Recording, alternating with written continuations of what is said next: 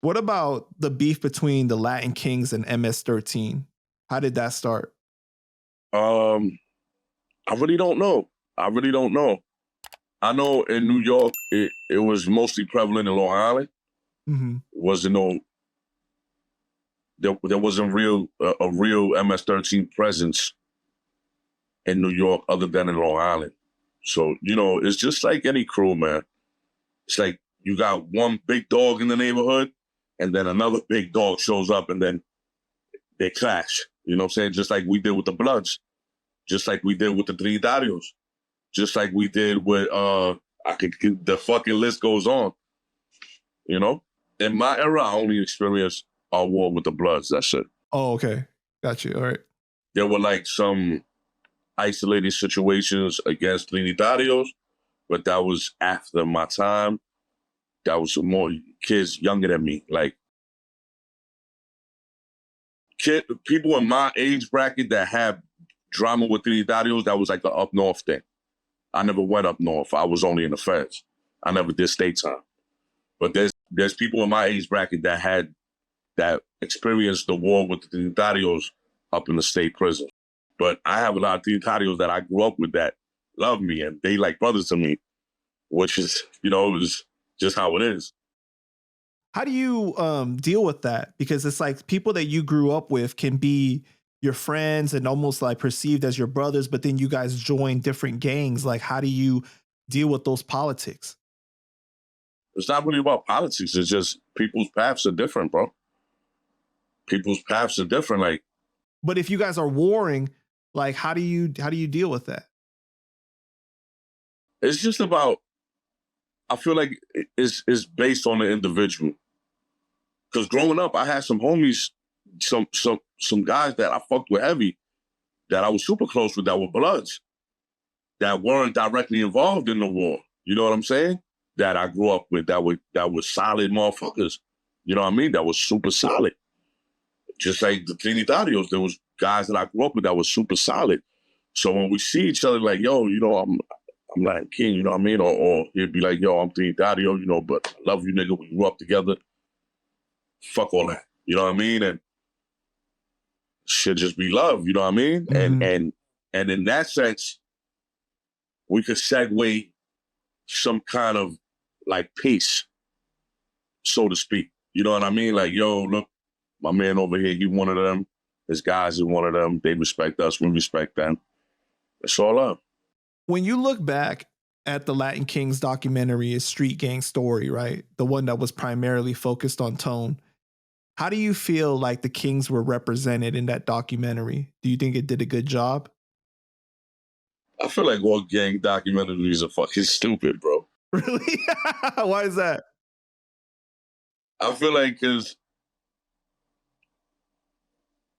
because they just show you the surface, and oftentimes it's not a good representation of the solid individuals that really are responsible for the respect that some of these crews have. It's not a good representation of it. Oftentimes you got guys that are not even relevant talking about things that they never experienced, that they never lived. You know what I mean? And oftentimes you got people that just want to be a part of something. They want to be involved so bad, and they misrepresent the core of what that crew is about. I'm not just saying about us, about LK. I'm talking about the Bloods. I'm talking about the Trinitarios. I'm talking about all crews that had documentaries done with them. Oftentimes, like the documentation wasn't done correctly, and they didn't have the right people speaking for their crews. Like a perfect example is the Queen's Flip interview with the Bloods. Look, they were about to fight each other. You know what I mean? And they didn't articulate themselves well.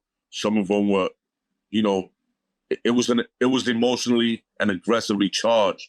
Whereas, me and my bros would have went on that Queen's Flip platform, like Gano and the bro, rest in peace, Father Benny went on. You could see the love was there, the unity was there. And I know Bloods that represent the Bloods correctly, real homies that was in the field getting busy. I'm not saying that them dudes wasn't in the field getting busy. I'm sure some of them got busy and some of them was in the field acting up. But I don't feel like it was a good represent. I feel like it was too many of them with conflicting stories. You know what I mean? And they all wasn't on the same page with each other. And it looked at bad. It left a bad taste in a lot of people's mouths, especially some real official bloods that I know from New York that, you know, that look down on that interview like, yo, that's not us. That's not a representation of who we are. Some real honorable, solid men that are opposed to that kind of behavior. You know what I mean? So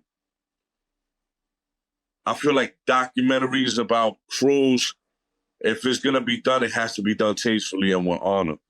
Because under the surface of what you see, there's some honorable men that are responsible for the rise and respect that the Bloods had, that the Latin Kings had, that the Trinitarios created.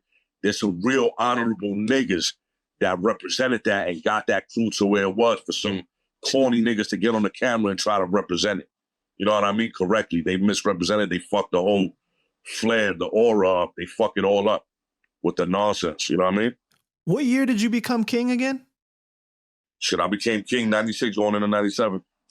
Okay, so the documentary was done before you became king? The one for HBO? It was kind of like around the same time, right?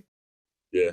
But do you remember like the effect that it had on the street, like when that documentary came out though? Oh, like, was yeah. it perceived like Yes. well? Like was it received well? Oh, we was hyped. We was hyped because it was a different time. We were very young and naive, you know what I mean? We just like, yo, you saw that shit? Yo, the pros was on that, you know what I mean? Like we had a different perspective. It was just a whole different perspective. Oh yeah, it came out in 2007. That's right. Oh. But like the lot of the details they talking about like in the 90s though. You know what I'm saying? Well, one that came out before that one was Black and Gold. Right. That one came out like I think 90. With Black and Gold in the 90s, like 97, it was 97, 98. Yeah. When that one came out, I see all my people that I came into the nation with. You know what I mean? Like people that I stood toe to toe with, like in the field in that one. Mm-hmm. You know what I mean? So that one is like dear to my heart. You know what I mean? And, you know, one of the people that introduced me to the nation, you know, Queen Tiny, Melissa, she brought me into that. She a Queen sister. She introduced me to this. She was in that. There's other bros that's in that I was in the field with. So that one is like dear to my heart. The one that came out, any one that came after that was like, whatever, man. So in that documentary though, right? The one that was about Tone, they talk about him sending word at one point for the Kings and the Bloods to squash the beef. Do you remember that time? Or that was like before you? I remember that. Okay. So it was very short lived. Do you remember why he sent the word to squash the beef and then why it ended? I feel like it was just all a publicity stunt. I feel like it was just, I just feel like it was, you know, something that was done for TV. Like he always do. What do you mean? You said that I just feel like it was a publicity stunt. Like, oh, we're gonna squash it with them, and we have bros in the field that, although we was outnumbered, didn't give a fuck about squashing nothing. We had our bros that got touched. This thing got killed. This thing got stabbed the other day. Such and such got cut. You know what I mean? Like, we squash this shit, nigga. Y'all niggas can squash that shit down there if y'all want. But we not squashing nothing, nigga. And y'all niggas don't speak for us. See, you had to have lived in that time to understand the mentality of it. Me and my niggas wasn't squashing nothing. And we was catching breath with them niggas every chance we got. And we was outnumbered big time. Let me tell you something. That war with the Bloods made me a fucking man. Earlier than what I needed to. I didn't get to enjoy my childhood. I didn't get to enjoy my teenage years like other kids did.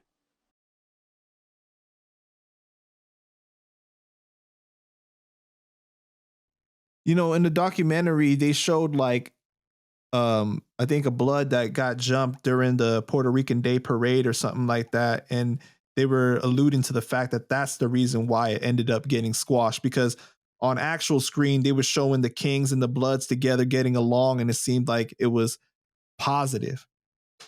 But you're saying that that was like for TV. Absolutely. In some cases, like I said, there was some cases where some of us got along with some of the Bloods that, you know what I mean, that we grew up with. Some of them we had peace with. Some of them we had drama with. It was like a sometimes thing and sometimes no. You know what I mean? If I didn't know you, it was up. You know what I mean? And I remember in the Bronx when I was a kid, it was all out war with them niggas, man. It was all out war with them niggas. Look, what we did in the BX, that shit stamped us.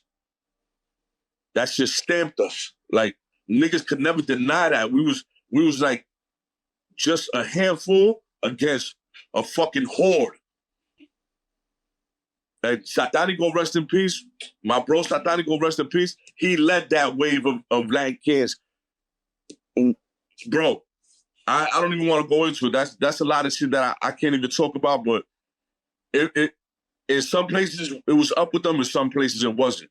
And sometimes we got along because there's niggas I grew up with, even when we was at war with the Bloods, that was Bloods that fucked with me hard. That they would come through and be like, hell no, that's blaming them. Nah, that's love. It's love right there. Nah, keep it pushing it. Well, we probably get it on with the next group of Latin Kings, but these niggas, nah, these niggas is official. Straight like that. Mm. So in the Latin King Manifesto, it says that kings aren't supposed to fight each other, right? I can't talk about stuff like that. All right, no problem. In our last interview, you got a little teary-eyed when you spoke about some of your bros becoming Bloods. One notable figure that has been said to do this was Magoo. Did you know Magoo? Okay. That situation is, I mean, it seems like when the topic gets discussed between the Latin Kings and the Bloods, it's a very big trigger for you. It seems like it's one of the darkest times that you've had to endure in life. Yeah, it definitely is, because when a lot of us, me and the guys that I turned LK with, we turned LK right in the middle of that war. You know what I'm saying? So we went from being neutral people, just neutral guys, to being involved in a full-fledged war. So that shit is traumatic, bro. And that shit carries with you forever. You know what I mean?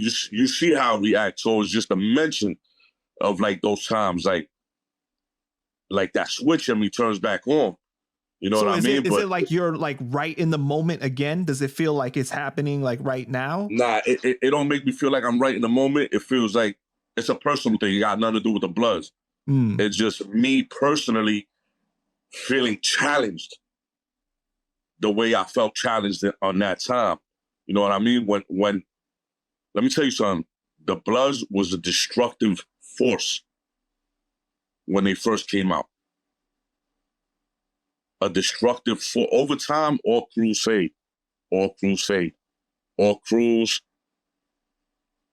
like the wave, the strength of the hurricane of what that crew is, winds down over the years. And all crews are not as strong as they were 20 years ago. That goes with every single crew, the Latin Kings, the Bloods, the Trinitarios. Some crews keep their strength, but not as strong as they was when they first created. But when the Bloods first came out, it was just like when the Latin Kings first came out in Collins Correctional Facility in the 80s. We was a force to be reckoned with. We was a wake, a hurricane, a tornado running through any opposition. And that's when the Bloods was created. The Bloods was just a deadly force, bro. It was, and a lot, like you said, I got teary-eyed when I thought about some of my guys that crossed over. Yeah, because Let me tell you something. I felt a sense of betrayal. Like, nigga, we were supposed to be in this together. Such and such got touched. This nigga got shot. Nigga, you supposed to be with me in this shit. And just because we don't got the numbers, just because we don't got, you know what I mean? We don't got that same, you know, how you call it, like that pizzazz that they had when they first started. You want to jump ship and go over there, nigga. That just shows me who you was. You was a coward the whole time. You was a bitch, and you a crew hopper. And that shit shattered my heart.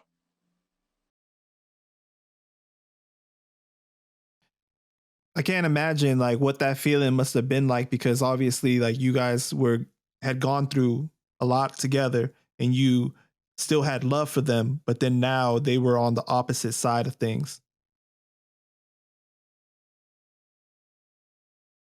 I mean, look, that's how life is. That's how life is. You know what I mean? Like, that's how gang life is. Gang life is very unpredictable. And you have to be prepared for things to change like that. Hence why I do the work that I do with the youth. I try to tell them, I could promise you, you're not ready for that. And thank God it's not like before where shit was really up. I'm not saying it's not really up in their era, but it's in their era, in this era now that we living in, shit is mixy a lot. These people get along with this one, these people get along with this one this week, that next week they beefing, but then a month later they back together. It wasn't like that in my era. Nigga, we was beefing for fucking years. We had beef for a fucking full decade. It was up, green light whenever we seen each other, nigga. Not now where these niggas is cool one week and next week they not cool, and then a month later they back together doing videos and rapping songs together. Nah, that shit wasn't like that in my era, man. That shit wasn't like that in my era. That's why I tried to tell him, like, yo, my nigga, like, I can promise you, man, like, either this or this is gonna happen if you keep fucking with that. You know what I mean? And the kids I work with, I don't try to get them to denounce their gang. I don't want you to denounce your gang. Like my bros, my Latin King bros, I will always be a Latin King, but I'm not an active Latin King. You know what I mean? Like, I'm not in the streets. I'm not doing those things. What I want for my bros, what I want for myself, I want for my bros. When you create a new path in life for yourself, you got to carve it wide enough to bring your brothers with you. I want my brothers to win. I don't want my bros to get no indictments. I don't want my brothers to die in the field. I don't want nothing wrong to happen to my bros. I want all my bros to prosper, build, and grow the correct way. A lot of my brothers got families, jobs, careers. You know what I'm saying? I want to live that barbecue, backyard life, pool life. Yeah. You know what I'm saying? Like with my niggas, man, like we already was in the field. We was already in the field. What I want for me, I want for my guys, for my niggas. Just because I'm no longer in the field, that don't mean that I'm not official and that I can't guide my young bros and my bros that's in the field in the right direction.